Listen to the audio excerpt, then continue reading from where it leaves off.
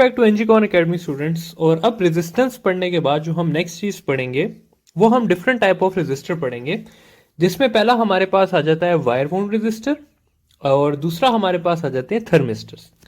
तो शुरू करते हैं सबसे पहले वायर वाउंड रेजिस्टर से। अच्छा, वायर वाउंड रेजिस्टर स्टूडेंट्स होते किस तरह से हैं ये सबसे पहले देख लेते हैं। इस तरह होता है कि हमारे पास एक कोर होता है जो कि इंसुलेटर का बना होता है, जिसमें से करंट ना पास हो सके। ये यूजली प्लास्टिक का होता है। फिर इसके ऊपर जो है एक वायर जो है वो इस तरह से हमने वाइंड की होती है और उस वायर का हमने यहां से एक करेक्शन दिया होता है। इसके साथ ही क्या होता है कि हमारे पास एक मूवेबल वायर होती है जिसका कनेक्शन मैंने यहां से लिया होता है। तो ये है आपके पास वायर वाउंड रेजिस्टर की जो प्रेजेंटेशन है। अगर मैं इसे सर्किट डायग्राम की फॉर्म में बनाने की कोशिश करूं तो मैं ऐसे बना सकता हूं कि ये मेरे पास एक रेजिस्टर है बहुत लंबा सारा, क्योंकि वायर जो है वो एज ए रेजिस्टर ही एक्ट करती है। और इसके ऊपर जो है मैंने एक वेरिएबल टर्मिनल ऐसे करके ले लिया। अब इस वायर वाउंड रेजिस्टर को जो है स्टूडेंट्स हम दो तरीके से यूज कर सकते हैं। इसका जो पहला यूज है हमारे पास वो है एज अ वेरिएबल रेजिस्टर, जिसको हम रियोस्टेट भी कहते हैं। और इसका जो दूसरा यूज है हमारे पास वो है एज अ पोटेंशियल डिवाइडर।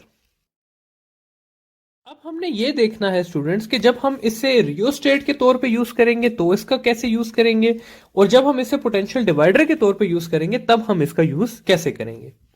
तो सबसे पहले शुरू करते हैं वेरिएबल रेजिस्टर से कि भाई जब हमने इसे वेरिएबल रेजिस्टर के तौर पे यूज करना है तो हम इसको कैसे यूज करेंगे।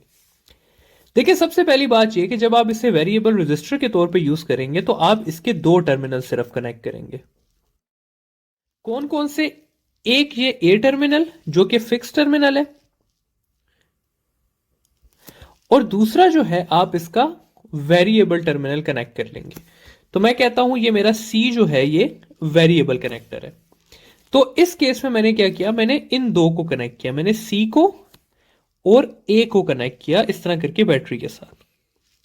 तो ये बन गया मेरा सर्किट। अब क्या हो रहा है कि करंट जो है वो यहां से आ रहा है और यहां से ऊपर जा रहा है और फिर यहां से इस तरह करके आ रहा है। अब देखिए स्टूडेंट, जो अफेक्टिव रेजिस्टेंस होगी इसकी वो इतने पोर्शन की होगी, ठीक है। तो जितना ये इस तरफ आ रहा है रेजिस्टेंस कम हो रही है, लेकिन अगर मैं इसको यहीं से उठा के लेट से यहां पर ले आता हूं तो अब जो है इसकी अफेक्टिव रेजिस्टेंस जो यूज हो रही है वो यहां से लेकर यहां तक हो रही है, यानी कि ये सारा पोर्शन जो है ये रेजिस्टेंस में यूज हो रहा है।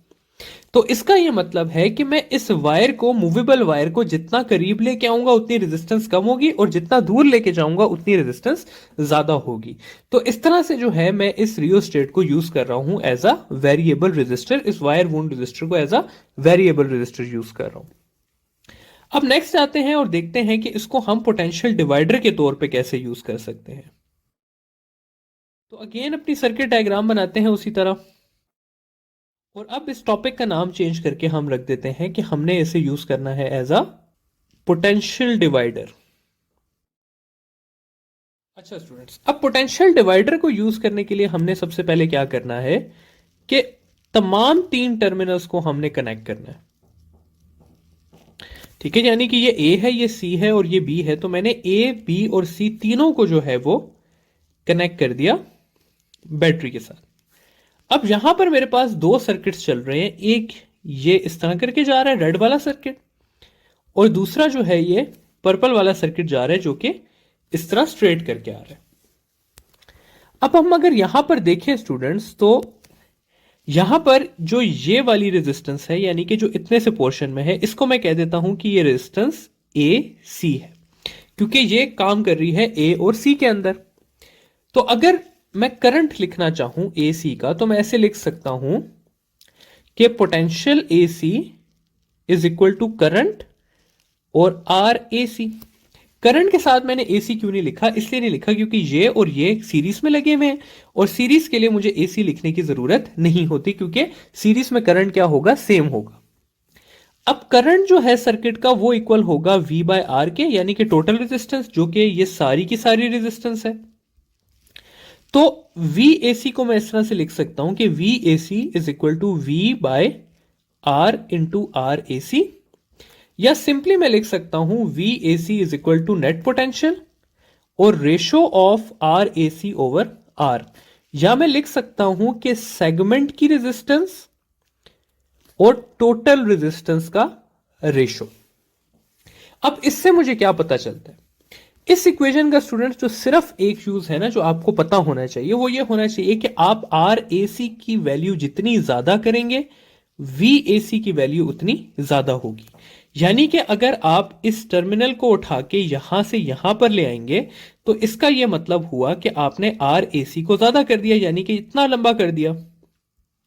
और जब ये जितना ज्यादा होगा उसी के रिजल्ट में VAC भी क्या हो जाएगा, आपके पास ऑटोमेटिकली ज्यादा हो जाएगा। ठीक है, तो इस तरह जो है आप पोटेंशियल को अपनी मर्जी से डिवाइड कर सकते हैं कि आपको C पे ज्यादा पोटेंशियल चाहिए या आपको B पे ज्यादा पोटेंशियल चाहिए। जितना आप RAC ज्यादा करते जाएंगे आपके पास A और C टर्मिनल के अक्रॉस पोटेंशियल ज्यादा आता जाएगा, और जितना आप उसको कम करते जाएंगे आपके पास पोटेंशियल कम होता जाएगा, और इस तरह से आप इजीली पोटेंशियल को डिवाइड कर सकते हैं। ठीक है, तो ये हो गया हमारे पास wire wound resistor as a potential divider. अगले टॉपिक की तरफ चलते हैं जो कि है हमारे पास थर्मिस्टर्स का टॉपिक। अच्छा जी, अब थर्मिस्टर्स क्या होते हैं? थर्मिस्टर्स स्टूडेंट्स रेजिस्टर्स होते हैं that are highly temperature sensitive. ठीक है, इसका मतलब क्या है? इसका मतलब क्या है कि small change in temperature causes large change in resistor. ठीक है, अच्छा, अब थर्मिस्टर्स के बारे में जो एक सबसे इंपॉर्टेंट चीज आप लोगों को पता होनी चाहिए और जो आपसे एमसीक्यूज में पूछी भी जाएगी कि थर्मिस्टर्स का कोएफिशिएंट ऑफ रेजिस्टेंस यानी कि अल्फा, वो मेजॉरिटी ऑफ द टाइम्स क्या होता है, नेगेटिव होता है। तो अगर नेगेटिव है तो इसका क्या मतलब हुआ? इसका यह मतलब हुआ स्टूडेंट्स कि अगर आप टेम्परेचर को इंक्रीज करेंगे तो थर्मिस्टर्स की रेजिस्टेंस जो है वो क्या होगी, डिक्रीज होगी। अच्छा, अब थर्मिस्टर्स कहां पे यूज होते हैं? तो स्टूडेंट्स सारे डिवाइसेस को याद करने की जगह मैं आपको एक शॉर्टकट बता देता हूं कि जितने भी कूलिंग डिवाइसेस यूज होते हैं, ठीक है, चाहे वो रेफ्रिजरेटर हो गया, चाहे वो आपका थर्मोस्टेट हो गया आपके एयर कंडीशनर का, ठीक है, इसी तरह कूलर का, तो ये सारी की सारी चीजें थर्मिस्टर्स को यूज करती हैं। होता क्या है कि जब आप कोई गर्म चीज रखते हैं, जब आपके रूम का टेम्परेचर ज्यादा होता है तो रेजिस्टेंस ऑटोमेटिकली कम हो जाती है और सर्किट में करंट ज्यादा फ्लो करता है और वो चीज ज्यादा अच्छे तरीके से काम करना शुरू कर देती है। तो ये हो गया हमारे पास स्टूडेंट्स थर्मिस्टर्स के बारे में वो सारी इंफॉर्मेशन जो आपको पता होनी चाहिए। थर्मिस्टर्स के बारे में एक और चीज, thermistors are usually made up of semiconductors. ये बात भी आप लोगों ने याद रखनी है। ठीक है, दे आर यूजुअली सेमीकंडक्टर्स। आगे जो है वो बुक में कुछ चीजें लिखी हुई कि शेप्स कैसी होती हैं क्या नहीं होती, वो करने की आपको जरूरत नहीं है क्योंकि thermistors are available in approximately every shape possible. ठीक है, तो ये आपको पता होना चाहिए कि वायर वुंड रेजिस्टर क्या होता है और उसमें क्या क्या कंपोनेंट्स हैं और किस तरह से काम करता है। उसको हमने अगर पोटेंशियल डिवाइडर के तौर पे यूज करना है तो हमें क्या चीज ज्यादा करने से क्या मिलेगा। और थर्मिस्टर में जो आपको मेन पॉइंट याद रखना है वो ये याद रखना है कि थर्मिस्टर्स का अल्फा जो है वो क्या होता है, नेगेटिव होता है, और थर्मिस्टर्स का टेम्परेचर ज्यादा करने से उनकी रेजिस्टेंस कम होती है। जबकि बाकी रेजिस्टर्स जो नॉर्मली अवेलेबल होते हैं यूजुअली उनका अल्फा पॉजिटिव होता है क्योंकि वो मेटल के बने होते हैं और उनका टेम्परेचर ज्यादा करने से उनकी रेजिस्टेंस क्या होती है, ज्यादा होती है।